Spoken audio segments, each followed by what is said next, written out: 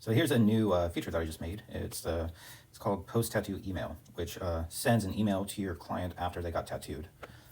Which the app, if a client books a tattoo through the app, it automatically adds them to this list. And if for any reason you want to delete that email being sent, you just hit delete and it won't send them the email. If a client didn't book through the app, you can just add them down here. Just add an email address, their name, and their appointment date. And the app will send the email the day after their tattoo. So today is the 17th. Let's just do it for the 17th. So I'll get an email tomorrow on the 18th when I get this. So you can see that up here, sending on May 18th. Client is John, sending to JMW Tattoos. And it'll just list them all out here. And then the email that it's going to send is consists of 4 parts. The first section is like the opening section that kind of summarizes what the email is about for your clients. You can include aftercare, customer feedback, Google review.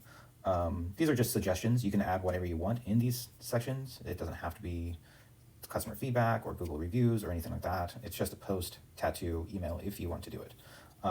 So let's just start by adding the email header, which you'll have to have. Thanks for getting tattooed yesterday.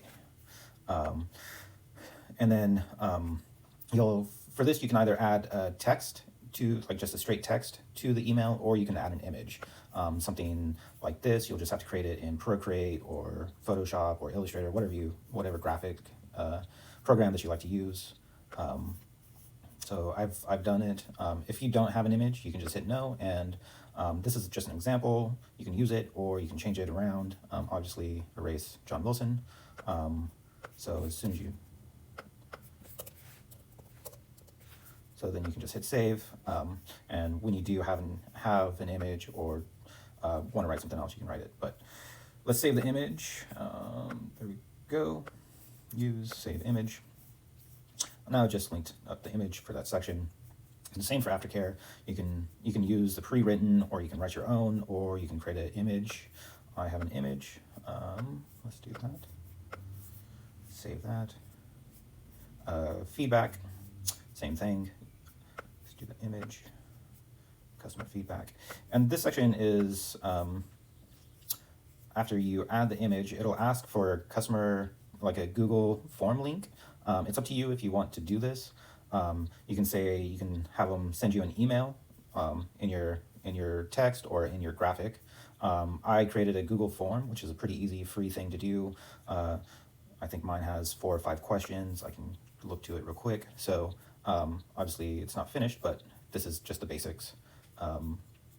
And there you can just YouTube it. It's pretty quick and easy to find out how to do that. Once you're done with that, you can just get the email or the link and just paste it in here. And then with Google review, let's do an image.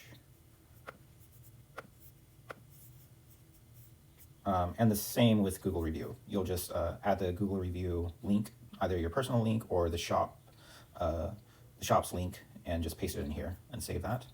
And then just to test it out, I always like to send it to myself. Let's change that for today, or actually let's change it for the 16th, because it sends it the day after the appointment. So today is the 17th, so it'll just send it right now when we hit this.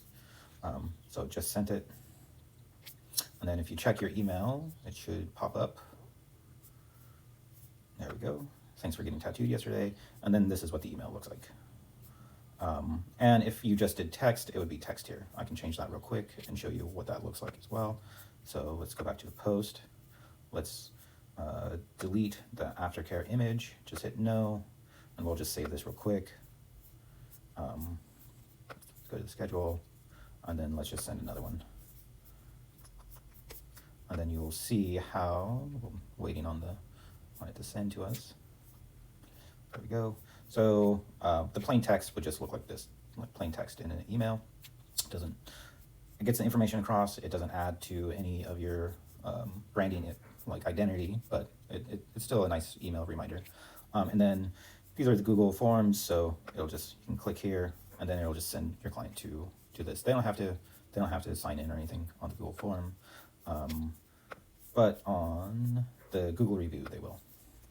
And they'll have to sign into it, and then they can just post their review if they like. And that's it.